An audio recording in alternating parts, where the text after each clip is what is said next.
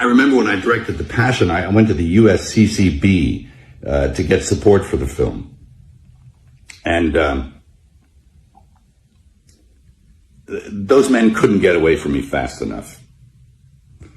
And all but a few of them turned their back on me. And it was pretty telling about who they were.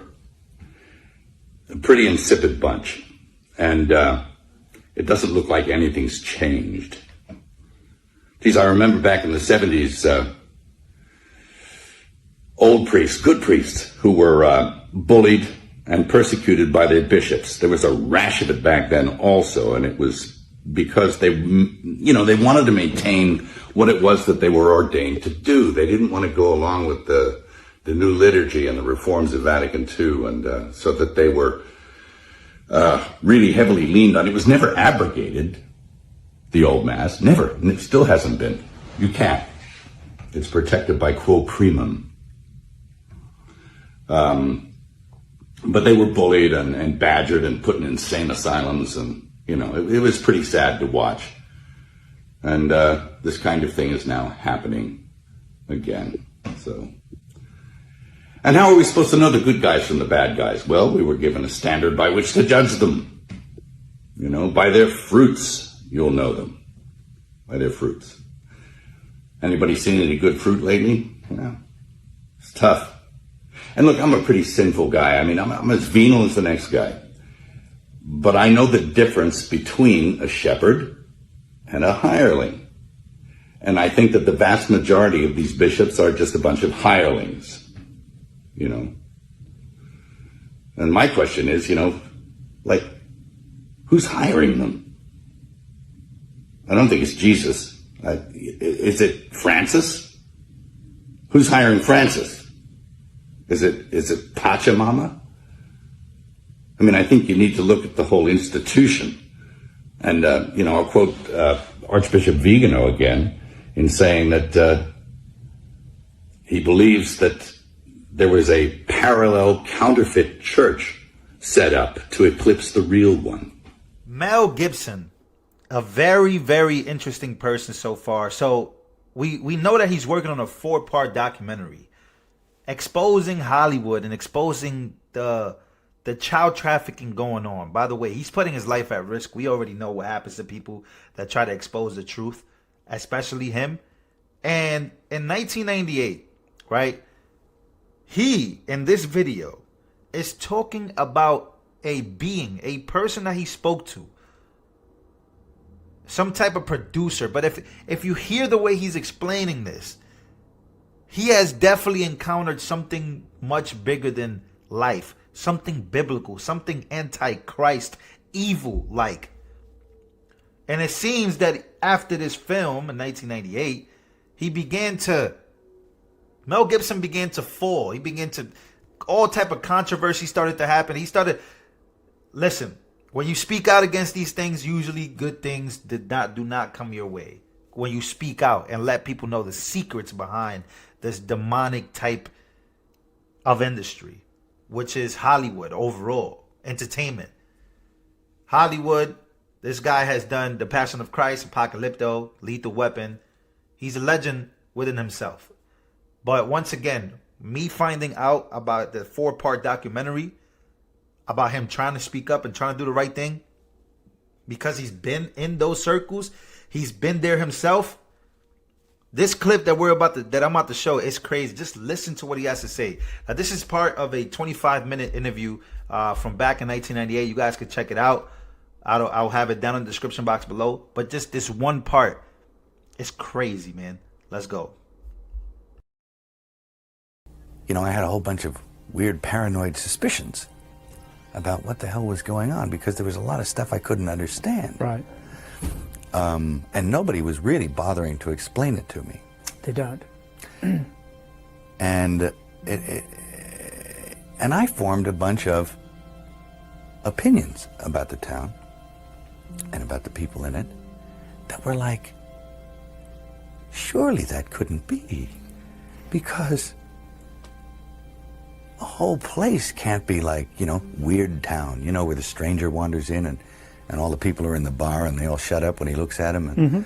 And They tell you don't go into the house on the hill, and it's like that. Mm-hmm. And then you go away and you think, no, I was wrong. I mean, that's insane thinking. I'm paranoid. I imagined that stuff. That couldn't be the reason for why so-and-so was acting like, could it? Mm-hmm. And then you find out later on the track that you are exactly on track Mm-hmm. with a lot of this stuff. Not specifically on track, but that you could, that some of your worst nightmares were real at the time. And you think, Mm-hmm. no, he came to see me on a rooftop in New York. I said, hey, can I talk to you? And he said, sure. And he floated in, sideways, through a crowd of people. He was wearing black. And it was like one of those old vampire movies where they don't walk, but they glide. And he was a dancer, you know, so he has he's very, graceful. Yeah. And he moved sideways, and he just sat down in a chair next to me. And it kind of frightened me. And he's a very smart guy. And we started talking, and I didn't, say much of anything about reading the script, nothing. I just started talking about the Middle Ages. And he began to talk tortures. And we swapped tortures, because I'd read this book on torture. And I tried to recall some of the most heinous things I'd ever read in this book. And he was like, oh, and he'd try and top it. And my assistant was there, and he left because he couldn't stand it anymore. Yeah. The air had turned cold. And then he left, and I wanted to leave. And because I knew that I didn't want to work with him. Yeah.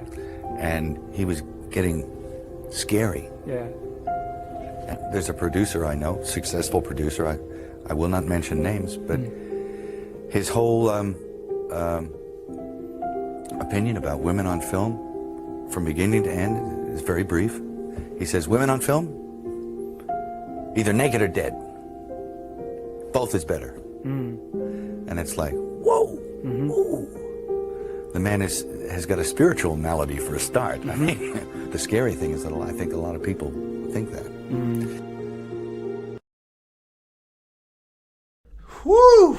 That is Mel Gibson, man, talking about his experiences in Hollywood. And man, like I said, the full interview is spectacular, but just this one particular motion really describes what Hollywood really is and what Hollywood has become, right? This satanic ritual type of way of living where evil wins. And once again, Mel Gibson today, I personally, I really, when people start to crack the code and start to take those steps into Christ, into the calling. And I know he's a devout, somebody said he's a devout Catholic in one of my last videos. But this guy has been exposing this for a while. And you could tell the way someone's life is headed that it has affected them and the secrets that they spill.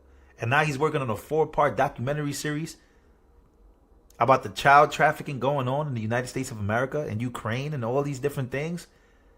I mean, these are deep, dark secrets that people are trying to protect. He's about to expose a $34 billion business, a $34 billion a year business. That's more than the airlines of today. I'm not sure. I think American Airlines, if I'm not mistaken, they make over $22 billion a year. I mean, ladies and gentlemen, protect this man that clearly has seen one of the most evil things you can. People like this that have gone through hell, people like this that have gone through it all, depression, controversy, crazy comments, cancellation, all of the things. Like, there's a reason why these people exist and have gone through trials and tribulation, because they know, they've seen it with their own very eyes. They've seen it with their own very eyes. They've experienced it. And God uses these people in mysterious ways. If you look at some of the best people on this planet, they have gone through it all. They have gone through every controversy, every cancellation possible by people. The way that people think about them is usually extremely bad, but those are the same people that bounce back, and they have seen it all, done it all. This guy right here encountered something crazy, and now he's taking steps in 2023 to expose it all. God protect this man, because we don't know. We don't know what could happen to somebody like Mel Gibson. We don't know, man. He's been low-key. I think he was seen at a UFC event saluting Donald Trump Donald Trump also